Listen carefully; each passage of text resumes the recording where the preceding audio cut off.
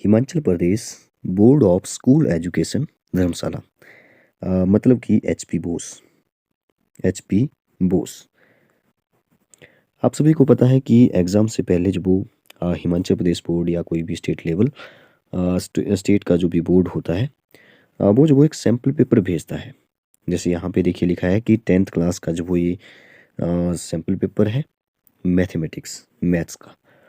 तो फिर इसी से रिलेटेड जो वो क्वेश्चन आपको पूछे जाते हैं और यही जो वो पैटर्न रहता है।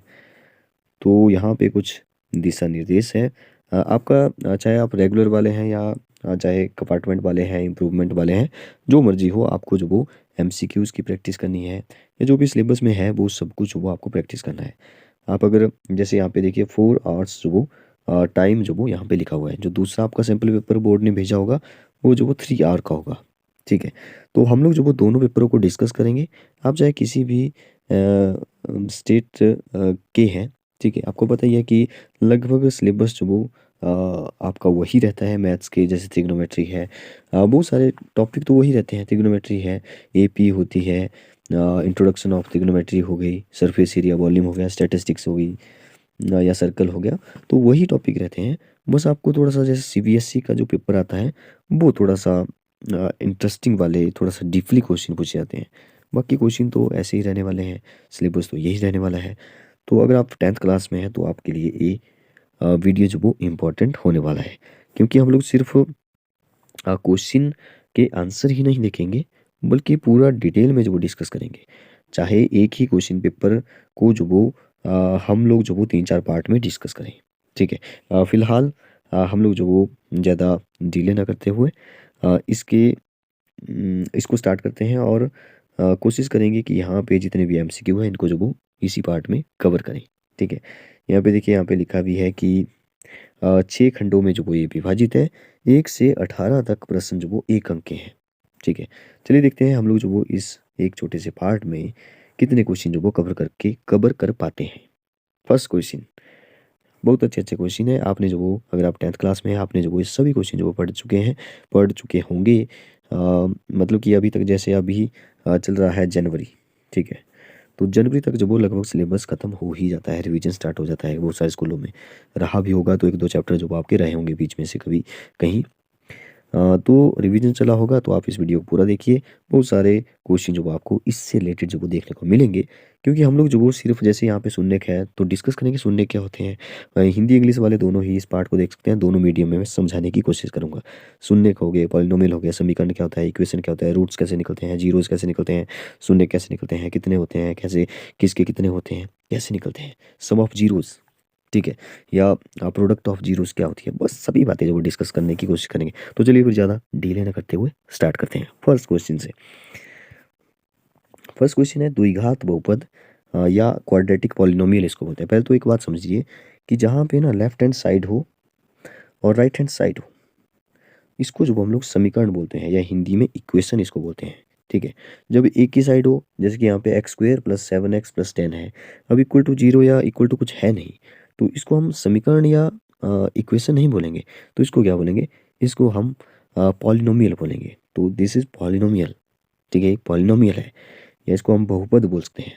और इसकी सबसे बड़ी पावर, मतलब इसमें जो वेरिएबल है वो जो x है, तो x की सबसे बड़ी पावर यहाँ पे 1 है, यहाँ पे 10 में x की पावर 0 है, यहाँ पे x² है, तो x² में x की पावर 2 है जो कि सबसे बड़ी है। तो जो x की पावर सबसे बड़ी होगी, 2 है तो द्विघात बहुपद होगा, मतलब कि क्वाड्रेटिक पॉलिनोमियल होगी। 3 है तो क्यूबिक होगी। ठीक है, तो ऐसे जो हम लोग इसको पता करते हैं। अब अगर एक ही है तो वो लीनियर इक्वेशन कहलाती है, या हिंदी में बोले तो रैखिक समीकरण वो कहलाता है। ठीक है, तो इसने बोला कि इस बहुपद या इस क्वाड्रेटिक पॉलिनोमियल के शून्यकों का योग। पहले तो एक क्वाड्रेटिक है, द्विघात है, तो इसके 2 ही शून्यक निकलेंगे। अच्छा, शून्यक बोलेंगे जब बहुपद होगी, ठीक है, या जीरोस बोलेंगे जब, सॉरी, सम ऑफ रूट्स लिखा है यहाँ पे ना, वैसे इसको ना सम ऑफ जीरोस लिखना चाहिए था यहाँ पे, इसने गलत कर दिया यहाँ पे, सम ऑफ जीरोस, क्योंकि जी शून्य का मतलब होता है जीरोस। ठीक है, तो इसको भी जो वो थोड़ा सा करेक्ट करते हुए चलते हैं, क्योंकि बहुत सारी गलतियां जो वो ये भी कर देते हैं। ठीक है, बोर्ड वाले। तो रूट्स की जगह यहाँ पे जीरोस होना चाहिए। सम ऑफ जीरोस अब दो जीरोस होंगे क्योंकि एक्स की सबसे बड़ी पावर दो है, ये क्वाड्रेटिक है, द्विघात है, दो ही होगी। ठीक है, इनके शून्यकों का योग पूछा है। एक तो ऑप्शन है कि आप जो वो इसके योग निकाल, मतलब कि शून्य के निकाल लें पहले, शून्य के निकालने के बाद जो भी निकलेंगे उन दोनों को प्लस करके जो भी आएगा अब वो जो आपका आंसर हो जाएगा। लेकिन लेकिन ये क्वेश्चन एक नंबर का है, ध्यान दीजिए। तो आपको इतना बड़ा क्वेश्चन सॉल्व नहीं करना है। आपको पता है कि हमारी जो इक्वेशन होती है या बहुपद होती है, द्विघात होती है, क्वाड्रेटिक होती है, तो उसका एक जनरल जो हमारी फॉर्मूला है वो क्या है, वो ए है, a x square plus b x plus c. ठीक है, यही तो है हमारी क्वाड्रेटिक पॉलिनोमियल। ठीक है, इक्वल टू जीरो लगाएं तो समीकरण बन जाएगी।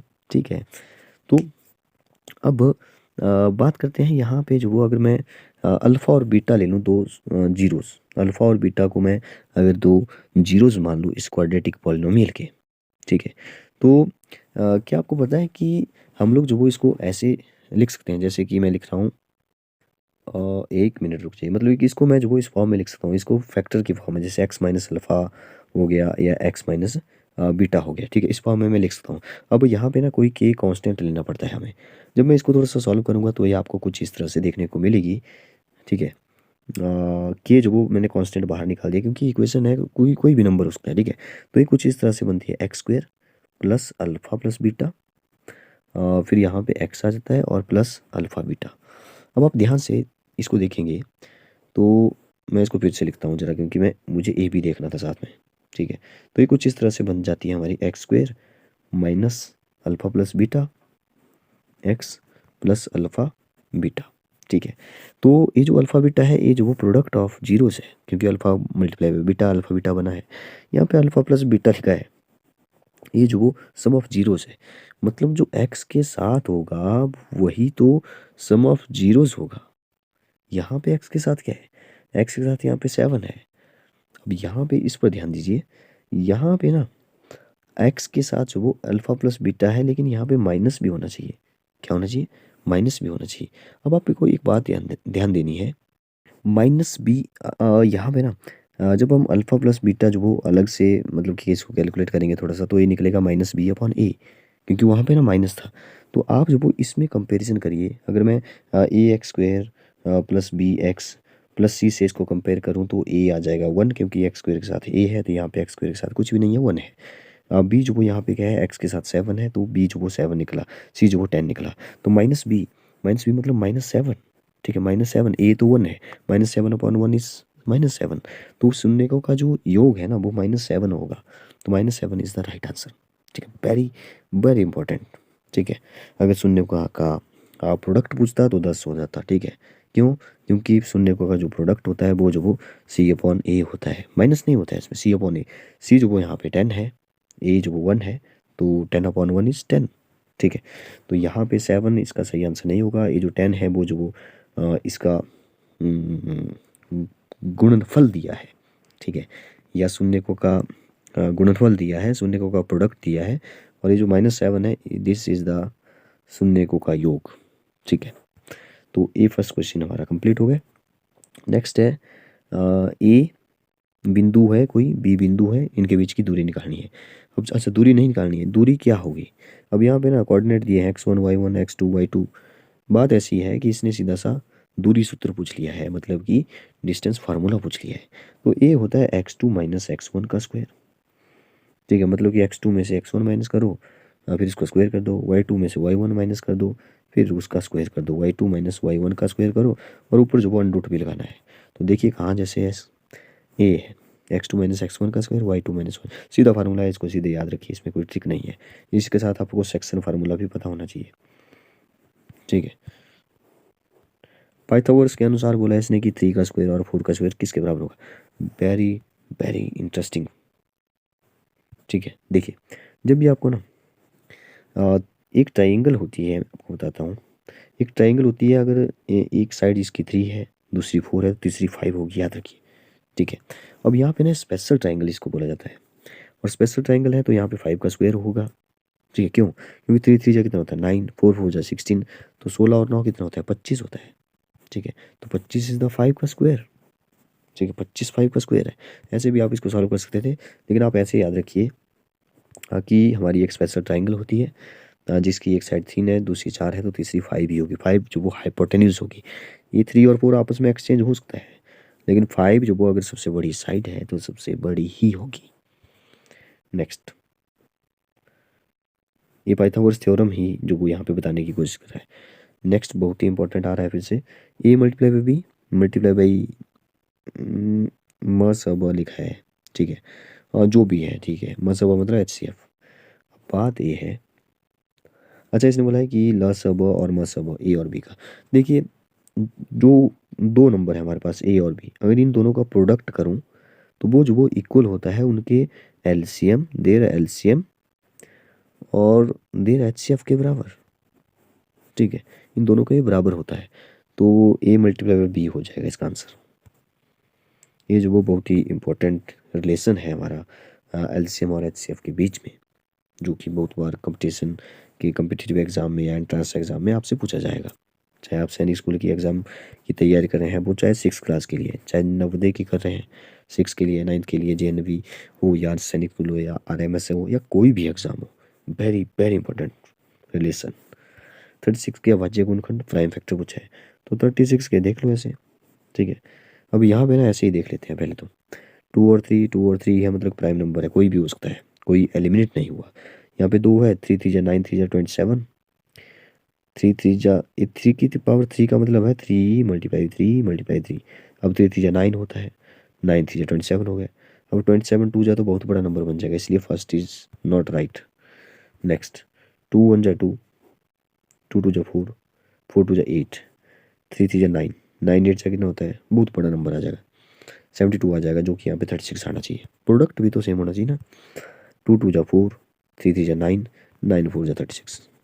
सी will be the right answer. एक AP बोला है इसने, 1/3, 5/3, 9/3, 13/3 का सारबंतर क्या होगा।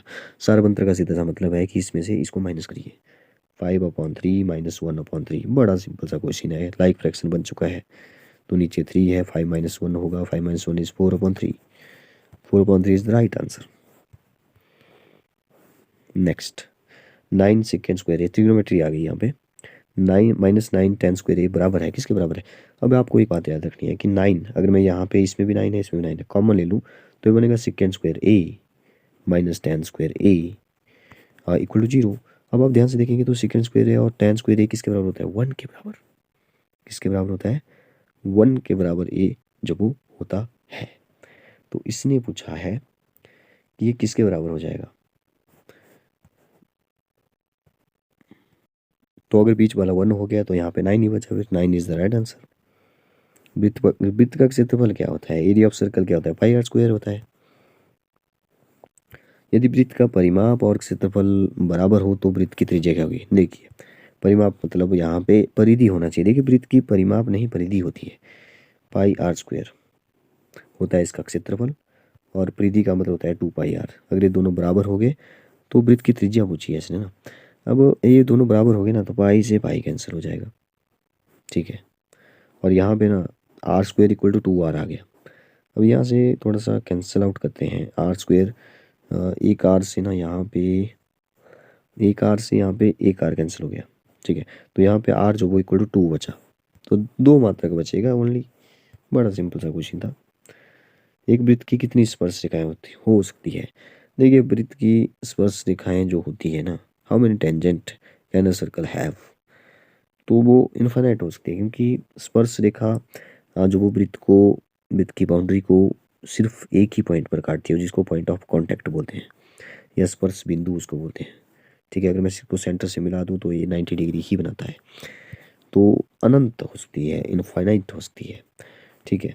तो 10 क्वेश्चन हमने कर लिए, बाकी 10 क्वेश्चन नेक्स्ट पार्ट में आएंगे। तब तक थैंक यू। बताइए आपको वीडियो कैसी लगी। नेक्स्ट पार्ट के लिए आप इस हमारे चैनल NCERT क्लासेस 2.1 को जो सब्सक्राइब करिए, जैसे ही नेक्स्ट वीडियो आता है आपको नोटिफिकेशन मिल जाएगी। Thank you, bye bye, good night.